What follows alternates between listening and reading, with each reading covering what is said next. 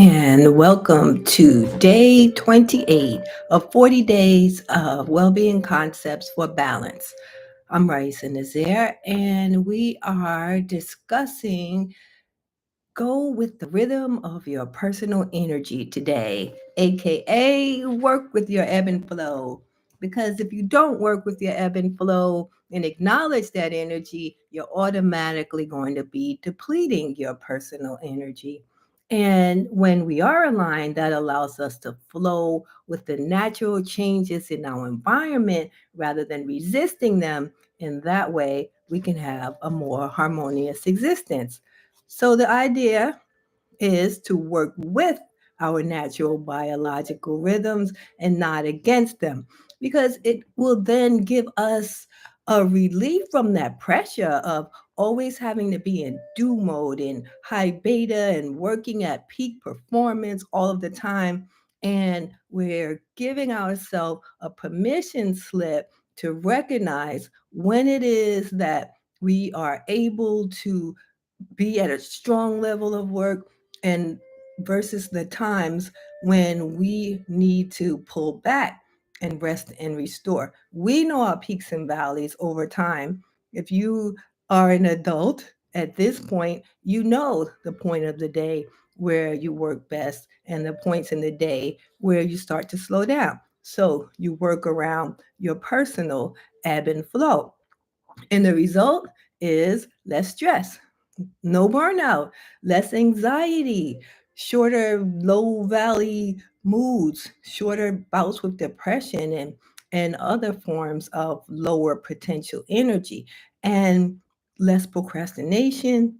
And with that note, procrastination is not a time management thing. It's actually a survival mechanism that's stopping us from doing something because subconsciously we want to avoid pain, embarrassment, failure, or shame. So there are a lot of ways that we avoid or ignore working with natural rhythms. And the first is that we tend to overschedule, right? We actually honor busyness like it's a crown that should be worn when we know that busyness pulls from our energy and our energies need to be replenished, and we cannot continue to operate at that level of energy consistently. So we have to allow time for stillness. We have to um, be able to sit still and hear our own voice and not always the voice of others. Because you can't tell what your own voice is if you never take the time to be still and know that God within. And then a second way is that we resist change. Change is a constant, so it doesn't even make sense that we're so resistant to change, yet we can be creatures of habit. So instead of resisting change, we can embrace change as a natural part of the rhythm and flow of life. A third way that we often don't go with our ebb and flow is that we don't listen to our own intuition. We ignore that inner voice, and we don't follow its guidance, which tends to give us more bumps in the road than we need to have.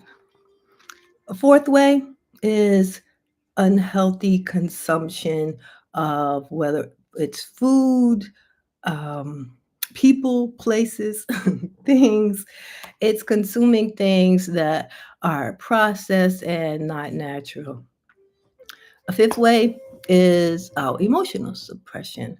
When we suppress our emotions and don't allow them to flow, we miss the message that the emotions are looking to give to us. And then another way is that we often disconnect from nature. We spend so much time inside on the computer in artificial lighting with blue lights, etc., that causes our natural circadian rhythms to go off balance. And Another way is just basically not getting the proper amount of rest, getting that sleep rhythm so that we're producing melatonin. The body gets to go into rest and restore. And I'm not talking about those people who work nights or work multiple jobs and are not able to get sufficient rest. They would be helped by spending more time in nature, as well as spending more time in stillness and meditation. That would be a helpful outlet to help restore a personal ebb and flow. But overall, you know, we just need to allow ourselves an understanding of what our own personal rhythm is and follow that and not follow someone else's rhythm. I'm going to read the reading for today. It's go with the rhythm of your personal energy. Everything in the universe has its own ebb and flow. Don't try to do your life's equivalent of rocket science when you are in an ebb or rest stage. Wait for the flow. When you feel out of tune, it's a sign that you're out of sync with your natural rhythm. Pause for a reset. Just as spring follows winter, a season of flow will follow an ebb season. You will be re energized. Similarly, when you are in a flow phase, take advantage of its abundant energy. It is there to be channeled and used creatively.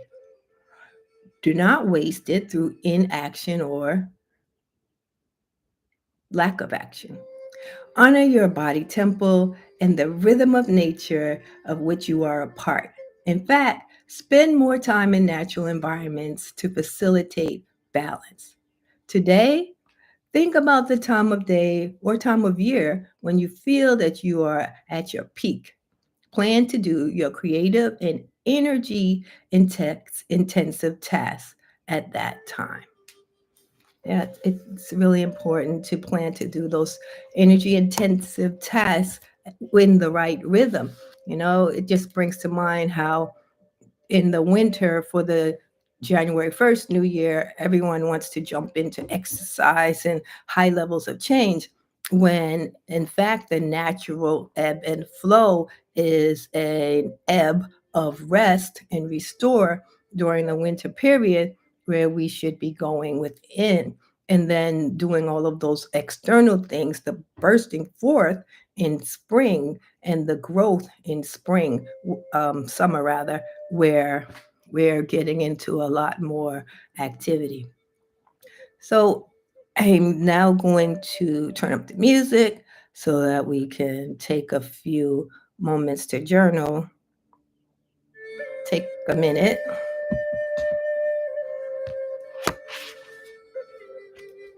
Get my pen and my book.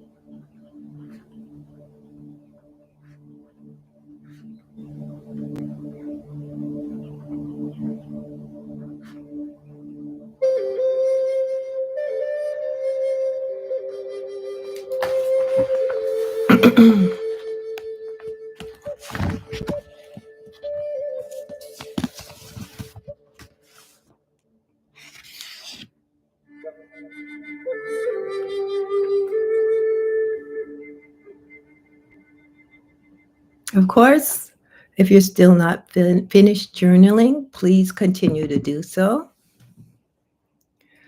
But as we close out today, I want you to remember that right now is always the best time to start something new.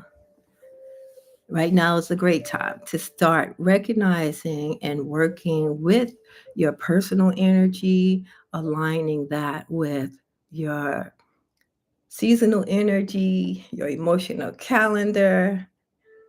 Stay aligned with the natural essence of self. I will see you tomorrow for day 29 as we continue to flow through these 40 days of well-being concepts for balance. Thanks for joining.